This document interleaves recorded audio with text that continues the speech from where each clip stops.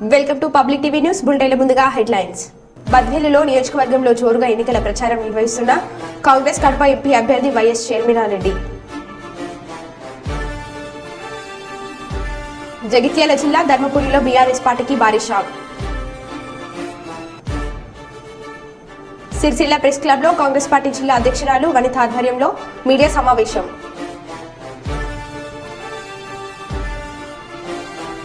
YCP గెలుపు కోసం విస్తృత ప్రచారం నిర్వహిస్తున్న ఇన్ఛార్జ్ రమేష్. ఇక వివరాల్లోకి వెళ్తే ఆదిలాబాద్ జిల్లా ఇచ్చోట మండల కేంద్రంలో బాల్య వివాహాలపై అవగాహన సదస్సు నిర్వహించారు. ఈ కార్యక్రమానికి ముఖ్య అతిథిగా పాల్గొన్న స్థానిక ఎంఆర్ఓ తుకారం మాట్లాడుతూ బాల్య వివాహాలపై ప్రతి గ్రామంలో అవగాహన కార్యక్రమం జరిపించాలని మరియు ప్రతి మండలాల్లో బాలికలకు విద్యను అందించడానికి ప్రభుత్వం ఎన్నో రెసిడెన్షియల్ పాఠశాలను ఏర్పాటు చేయడం జరిగిందని అన్నారు. మరో అతిథిగా పాల్గొన్న మండల వైద్యాధికారి సాగర్ మాట్లాడుతూ బాల్య వివాహాలను వల్ల అనారోగ్య సమస్యలు తలెత్తుతాయి కాబట్టి వయసు నిండినాక వివాహం చేసుకోవడం మంచిదని తెలియజేశారు.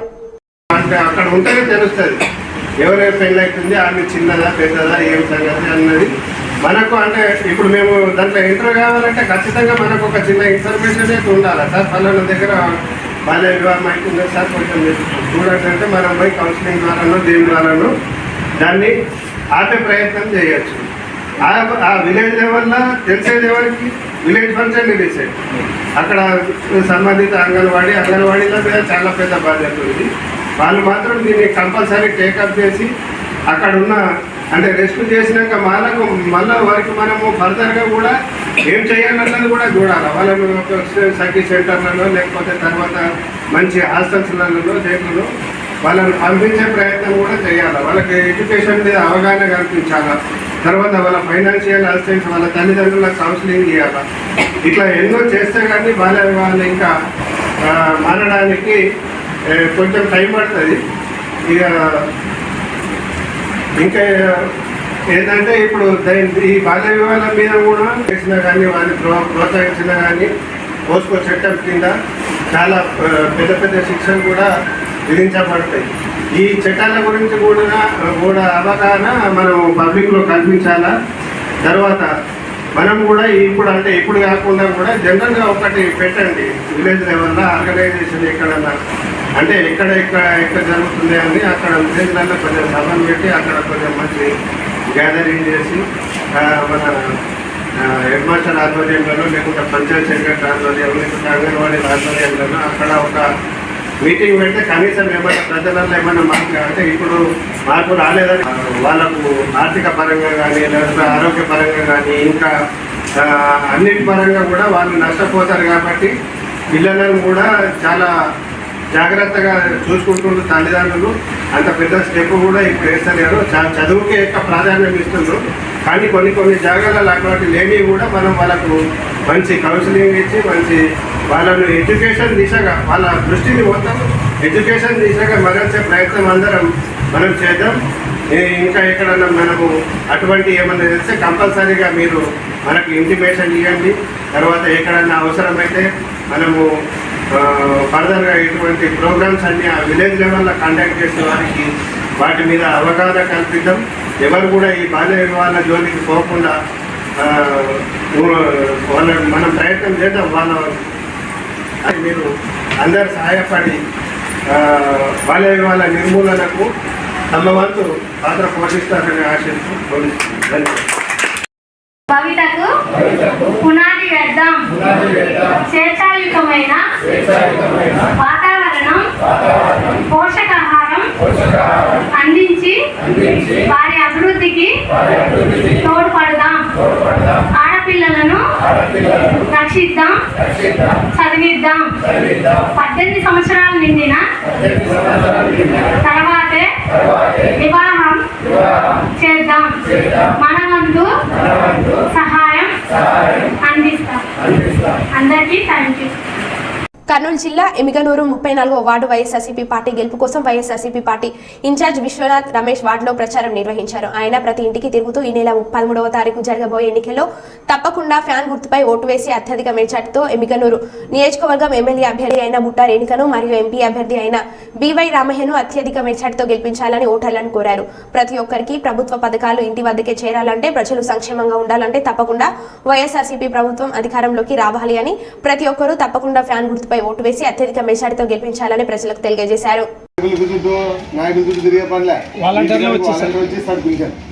ఈ నెల బ్యాంకు పోవాల్సి వస్తుందా? పెన్షన్ 3.5 చేస్తాం. చంద్రబాబు ఓటేసి బ్యాంకు చుట్టూ కాదు, నాయకుల చుట్టూ తిరగాలి. జగన్ ఓటేస్తే వాలంటీర్ వ్యవస్థ ద్వారా మనకి నెక్స్ట్ 3.5 ఇంటి దగ్గర ఇస్తారు. ఇప్పుడు ప్రతి నెల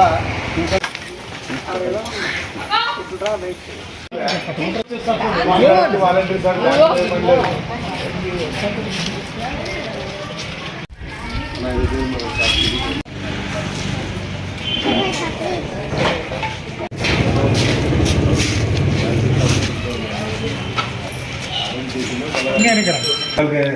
సంవత్సరం ఎన్ని డబ్బులు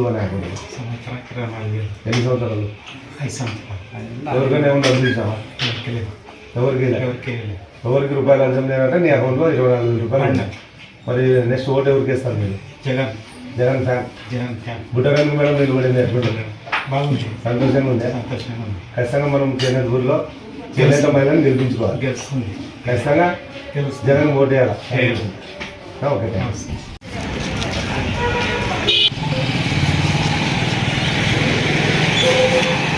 నా పేరు విశ్వనాథ్ రమేష్, 34 వార్డు వైఎస్ఆర్సీపీ ఇన్ఛార్జ్. ముఖ్యంగా మా నియోజకవర్గం బీసీ మహిళ చేనేత గురిలో చేనేతలకు అవకాశం ఇవ్వడం జరిగింది సీఎం సారు.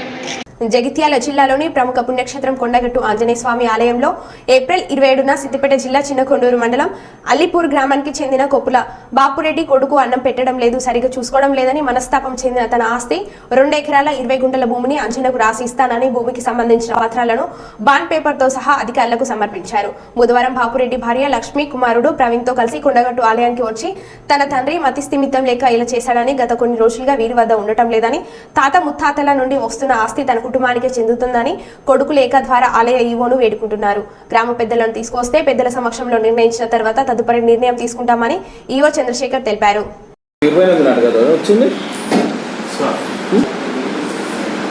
ఈ నెల పోయిన నెల 29వ తారీఖు 4వ నెల 2024వ తారీఖు నాడు శ్రీ కప్పెర బాపురెడ్డి సన్న బాలయ్య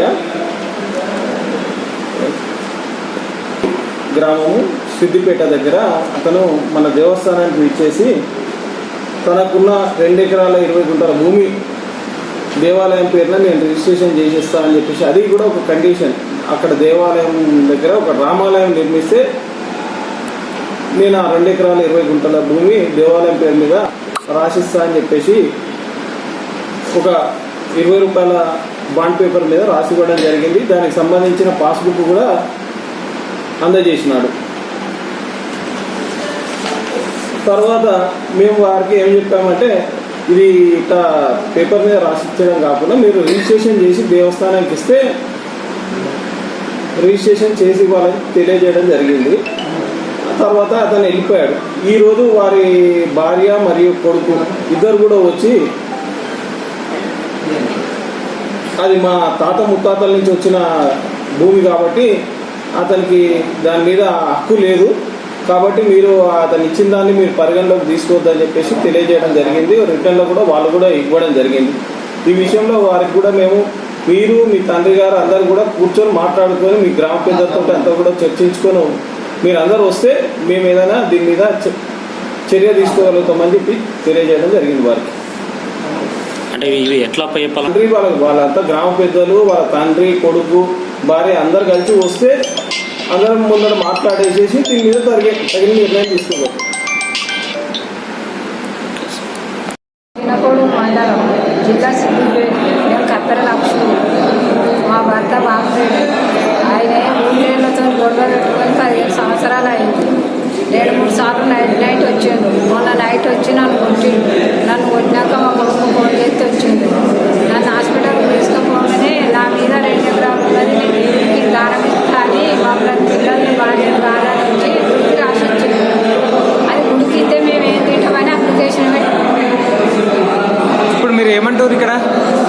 ఇచ్చేసిరా రాసి? ఇప్పుడు ఆయన ఎక్కడున్నాడు? ఆయన ఎక్కడుంటే తెలియదు తెలియదా? ఇప్పుడు కాగితాలు ఎక్కడున్నాయి? అవి భూమికి సంబంధించిన కాగితాలు సార్ ఇచ్చిండు కదా. ఇస్తాను సారు. ఇక సారు ఎవరన్నా ఎంపీటీషనో పెద్ద మనిషినో తీసుకురా అని అన్నాడు. అంటే ఇక సరే అని మరి ఇప్పుడు ఇస్తేనే తీసుకోపోతాం, లేకుంటే ఎంపీటీషన్ ఉంటుందో. ఎప్పుడు ఇస్తామన్నది ఏమైనా చెప్పిర్రా? ఎప్పుడు పిలిపించి మాట్లాడతామని చెప్పిర్రు? పిలిపి అంటే ఆయన మాకు రాడు సార్, మీరే పిలిపించడం మేము ఉంటామని చెప్పి ఫోన్ నంబర్ రాసి. నీ పేరేం పేరమ్మా? లక్ష్మి. లక్ష్మి. ఏమవుతారు ఆయనకు? భార్య. మరి పేరు? లక్ష్మి. ఆయన పేరు బాపురెడ్డి. బాపురెడ్డి. Okay okay. ఎందుకు? ఆయనకు కొంచెం మెంటల్ ఉంటుంది. ఆయన ఇంట్లోని పట్టించుకోడు. ఆయనకు కొంచెం ఇక బయట షోకులు అట్టిట్లు ఉంటాయి. ఇక ఆయనకు అదే క్యారెక్ట్. ఇక ఆయన చెప్పరాదు. మీతో ఉండక ఎన్ని రోజులు అవుతుంది? ఇప్పుడు ఆయన 15 సంవత్సరాలు. 15 సంవత్సరాలు అవుతుందా?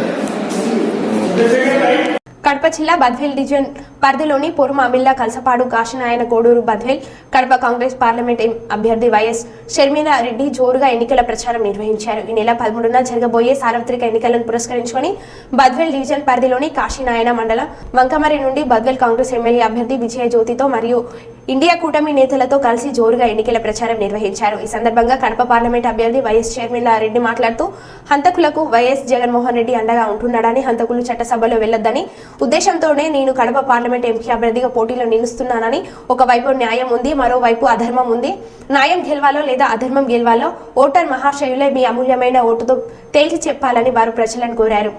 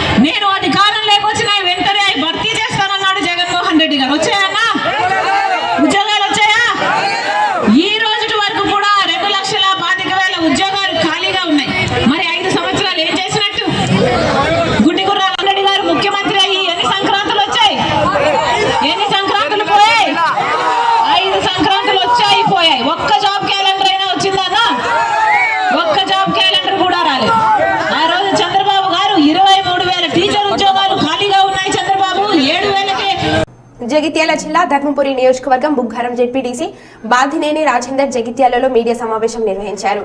వారు మీడియాతో మాట్లాడుతూ నేను మరియు Buggaram MPP Rajamani vice MPP Suchender BRS పార్టీకి రాజీనామా చేస్తున్నట్లుగా ప్రకటించారు.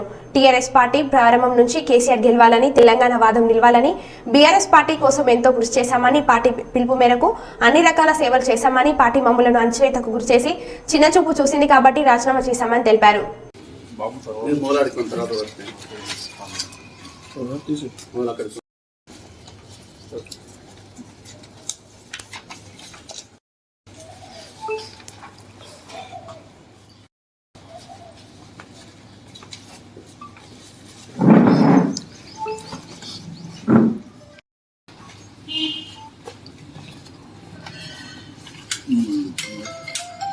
అన్ని జిగ్జాగ్ చేసి పెట్టిందా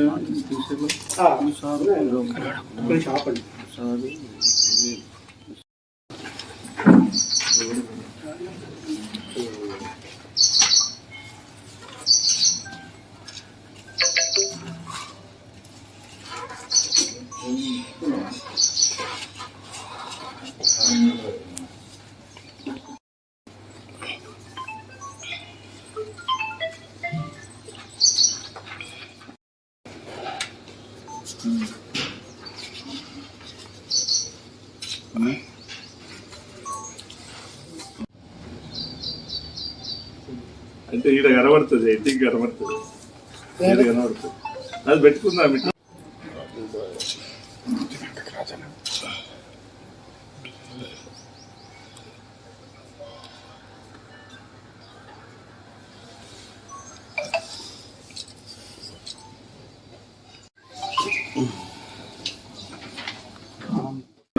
పూర్తిగా సహకరించడం, పార్టీ ఏ పిలిపిస్తే ఆ పిలుపు మేరకు పనిచేసినాం. మేము అప్పుడున్న సమయంలో కాంగ్రెస్ పార్టీకి అప్పుడున్న ఎన్నో ఇబ్బందులకు, అప్పుడున్న పార్టీలు, అధికార పార్టీలు కావచ్చు, చాలా పార్టీలు ఇబ్బందులు పెట్టినా కూడా అవన్నీ అధిగమించి మేము ఓర్చుకొని తెలంగాణ ఉద్యమానికి పూర్తిగా పనిచేసి ఇలా రాష్ట్ర సాధనలో భాగస్వామ్యం అయితే, మాకు అవకాశాలు ఉండి కూడా ఒక నిజంగా కూడా బలహీన వర్గాల నుంచి వచ్చిన ఒక 300 కాపు బిడ్డగా నిజంగా కూడా నన్ను ఫోన్ చేసుకోలేకపోయింది. నిజంగా చాలా బాధ అనిపిస్తుంది. ఎందుకంటే మేము చాలా రోజుల నుంచి పార్టీకి ఎప్పుడు ఏ పిలుపునిస్తే ఆ పార్టీకి మేము పనిచేసినాం. అయినా కూడా అవకాశాలు ఉండి, అవకాశాలు వచ్చినా కూడా మరి ఒక పక్క ఒక ముచ్చటలే చెప్పాలంటే, జిల్లా పరిషత్ బీసీ జనరల్ వచ్చి కూడా, బీసీ జనరల్ వస్తే పూర్తిగా మమ్మల్ని అణిచివేయడానికి బీసీ మహిళకి ఇవ్వడం కూడా జరిగింది. అయినా మేము గుণ చేసుకుని 5 సంవత్సరాలు పార్టీ ఏ పిలుపునిస్తే ఆ పిలుపుకు కట్టుబడి పనిచేసుకుంటా ఉన్నాం. ఉన్నప్పటికీ కూడా పార్టీ మరి మమ్మలను చాలా చిన్న చూపు చూసినట్టుగా భావిస్తున్నాం. ఒక పక్క ఈశ్వర్ గారు కూడా వారికి చాలా సేవలు చేసినాం. వారి ప్రతి గెలుపులో ముందు వరుసలో ఉండి నేను కానీ, నా భార్య కానీ, నా అనుచర వర్గం కానీ చాలా వరకు కూడా ఈశ్వర్ గారిని మేము ఎన్నుకొని ఒక బ్రదర్గా, ఒక నిజంగా కూడా బలహీన వర్గాల నుంచి, మరి ఒక సామాజిక వర్గం నుంచి వచ్చిన వ్యక్తిని మంచి మహోన్నతమైన స్థానంలో చూడాలంటే నాకు కూడా ఇక్కడ కూడా అవకాశం ఇవ్వకుండా అన్ని విధాల అణిచివేతకు మరి గురి చేసినట్టు అనిపించింది. మరి ఈశ్వర్ అన్న అని మరొక్కసారి కూడా పత్రిక ముఖంగా తెలియజేస్తూ చాలా బాధ అనిపిస్తుంది. అయినా కూడా తప్పదు కాబట్టి నేను ప్రజల కోరిక మేరకే, మరి నిజంగా కూడా మా నాయకుల అందరి కోరిక మేరకే ఇవాళ బీఆర్ఎస్ పార్టీకి, బీఆర్ఎస్ ప్రాథమిక సభ్యత్వానికి నేను కానీ, మా మిస్సెస్ అయిన ఎంపీపీ గారు కానీ, మా సోదరుడైన వైస్ ఎంపీపీ కావచ్చు, మరి అదేవిధంగా గురునాథం మల్లారెడ్డి గారు, సింగిల్ విండో చైర్మన్ పెంబట్ల గారు కావచ్చు, అందరం మరి ఇంకా చాలా మంది కూడా వచ్చేదే ఉండే కానీ ఇలా రాలేదు. వాళ్ళకు కూడా ఎందుకంటే మా రాజీనామా అన్నది మరి ఇద్దామనే మేము కేసీఆర్ గారికి ట్విట్టర్లో, మరి కేటీఆర్ గారికి మరి ఇవన్నీ కూడా మేము మా రాజీనామా పత్రం ఈరోజు మేము అందజెప్పుతాం. ఒక పక్క రిజిస్టర్ పోస్ట్ కూడా చేసి నేను తెలుపుతామని మరొక్కసారి కూడా తెలుపుకుంటూ మీ సమక్షంలో బీఆర్ఎస్ పార్టీకి రాజీనామా చేస్తున్నాం. థ్యాంక్ యూ, ధన్యవాదాలు. ఓకే, ఈ కార్యాచరణ ఏంటి? ఏదైనా పార్టీకి మారుతుర్రా లేకపోతే ఒక 2 రోజుల్లో మా నిత్యనగరంతో మాట్లాడి మళ్ళీ మా కార్యాచరణ ముందుకు మళ్ళీ మీతోని మాట్లాడతామని మరి పత్రిక ముఖంగా మరి శ్రీశైలం మహాక్షేత్రాన్ని ప్లాస్టిక్ రహిత క్షేత్రంగా తీర్చిదిద్దేందుకు ఈ నిర్ణయం తీసుకోవడం జరిగిందని కార్యనిర్వహణ అధికారి డి పెద్దిరెడ్డి ఆదేశాల మేరకు పర్యవేక్షకులు ఆయన పారిశుద్ధ్యపు సిబ్బందితో దేవస్థానం చెక్పోస్ట్ వద్ద ప్లాస్టిక్ బాటిళ్లను చెత్తచెదరాన్ని తీసివేసి శుభ్రపరిచారు. అలాగే వివిధ వాహనాలు తనిఖీ చేసి ప్లాస్టిక్ బాటిళ్లను క్షేత్ర పరిధిలోకి తీసుకురాకుండా తనిఖీలు నిర్వహించారు. శ్రీశైలంలోని స్థానికులు, స్థానిక వ్యాపారులు, హోటళ్ల నిర్వాహకులు మొదలైన వారంతా ప్లాస్టిక్ కవర్ల వినియోగానికి బదులు కాగితపు కవర్లు, వస్త్రంతో రూపొందించిన సంచులు, జూట్ బ్యాగులు మొదలైన వాటిని వినియోగించుకోవాల్సిందిగా కోరారు.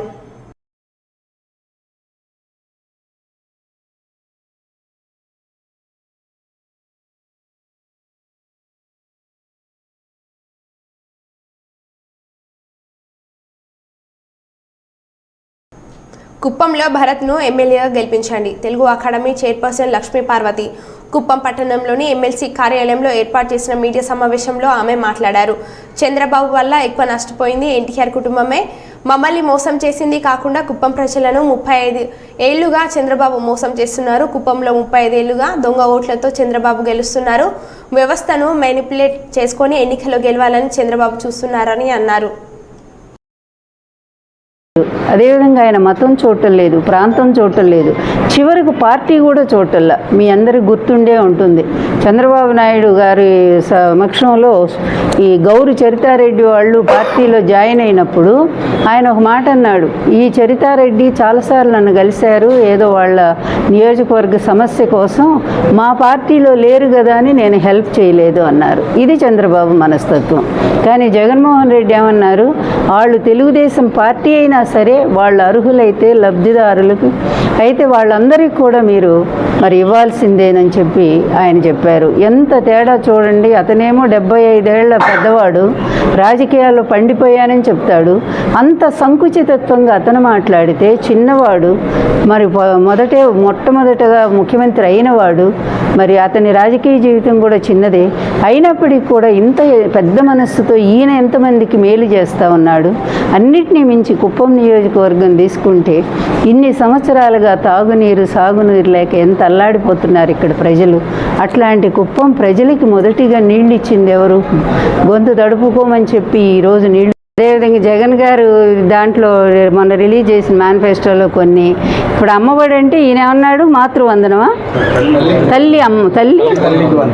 తల్లికి వందనం పేరే కదా కొంచెం మార్పు. అమ్మఒడి మీరు చెప్పండి బాబు, మీరంతా బాగా చదువుకున్నవారు కదా. ఇప్పుడు జగన్ గారు రాష్ట్ర బడ్జెట్ను చూసుకుంటూ అతను ఎలా ఇవ్వగలను ఇచ్చి చూపించాడు. ఇన్నేళ్ళు కూడా మనకుండే 2,70,000 ఎంతో మన రాష్ట్ర బడ్జెట్, దాని ప్రకారంగా ప్లాన్ చేసుకొని ఆయన అన్నీ చేసుకుంటూ వచ్చాడు. దాని ప్రకారంగానే మొన్న కూడా అంతే, ఉన్న వాటిలో దానికంటే 2-3 అదనంగా చేర్చాడు తప్ప ఎక్కువగా లేదు. ఈయన ఫస్ట్ దాంట్లోనే ఈ మాతృ తల్లికి వందనం, ఈ దాంట్లోనే ఇంట్లో ఎంతమంది ఉన్నా కూడా 15,000 ఇస్తానంటాడు. అంటే అసలు అదే ఎంత అవుతుందో ఆలోచించండి. దాదాపుగా 1,20,000 ఎంత వచ్చినాయి లెక్కలు. 1,00,000 మంది పైన తేలారు అట్లా ఇవ్వాలి అంటే. వాళ్ళందరికీ అంత ఇవ్వాలి అంటే ఇదే 76,000 కోట్ల రూపాయలు అవుతుందట. అంత ఒక్క పథకానికి అందిస్తే మిగిలి చాలా చెప్పాడు కదా, అన్నీ కూడా కాపీ. ఎందుకంటే ఒక్కటి ఇచ్చేది కాదు, చచ్చేది కాదు కదా, ఏదో ఎలక్షన్ ముందు మళ్ళీ నమ్మించేద్దామనే దృక్పథంతో వచ్చిన మేనిఫెస్టో తప్ప అది రియల్ కాదు. అందువల్లనే అది కాపీ మేనిఫెస్టో, ఇది రియల్ మేనిఫెస్టో. ఓకేనా? ఇది ఒక భగవద్గీత, ఇది ఒక ఖురాను, అలాగే ఇదొక బైబిల్ లాగా భావించి ప్రతి అధికారి దగ్గర కూడా పెట్టి అమలు చేసిందేమో జగన్మోహన్ రెడ్డి గారి మేనిఫెస్టో. అతను 600 హామీలు ఇచ్చి 2014లో వెబ్సైట్ నుంచి మాయం చేసినటువంటి ఘనుడేమో ఆయన. ఇప్పుడు కూడా అందుకే ఎవరు నమ్మలేదు. ఎందుకు? వాళ్ళ కూటమిలోనటువంటి వాళ్ళ వ్యక్తులే నమ్మకుండా ఆయన ప్రైమ్ మినిస్టర్ గారి పేరు కూడా అసలు అక్కడ వేయటానికి వీల్లేదు, ఆయన ఫోటో కూడా వేయొద్దని చెప్పారు కదా. ఆఖరికి వాళ్ళ లీడర్ ఎవరో వచ్చి అది ముట్టుకొని కూడా ముట్టుకోలే మేనిఫెస్టో. అంటే వాళ్ళకే నమ్మకం లేదు, అది వాళ్ళకే నమ్మకం లేని మేనిఫెస్టోని తయారు చేసి ప్రజలేం నమ్ముతారు? ఇది అమలు చేయనటువంటి హామీలు ఎన్ని ఇచ్చినా కూడా ప్రయోజనం లేదు. విశ్వసనీయత ప్రధానమైంది. ఆ విశ్వసనీయతకి అనే దాని ప్రత్యక్ష సాక్షి జగన్మోహన్ రెడ్డి గారైతే అబద్ధానికి నిలువెత్తు సాక్ష్యం చంద్రబాబు నాయుడు అవుతారు. అందుకే ప్రజలు ఎవరూ నమ్మట్లేదు. Thank you. మరో బులెటిన్లో మళ్ళీ కలుద్దాం. Stay tune.